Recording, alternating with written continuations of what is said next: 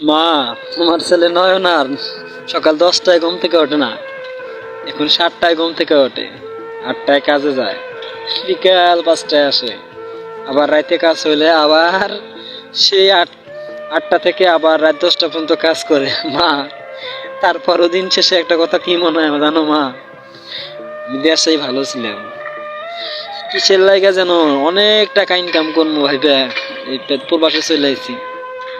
এখন কষ্ট হইতেলেও তাহলে মাইনা নেওয়া লাগে মা।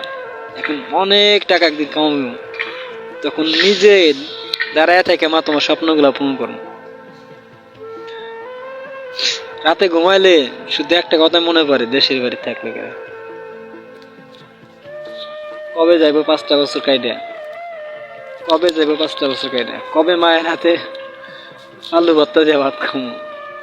শুধু এই কথাটা মনে পড়লি মা অনেক কান্দা এসে চোখে। তারপরও মা দোয়া করো, তোমার ছেলে 5 বছর পরেই বাড়িতে যাবো, তবে সেইবার খালি হাতে না মা, তবে সফল হয়ে যাব। আমার জন্য দোয়া করো, দোয়া করো মা, সফল হয়ে যাবে।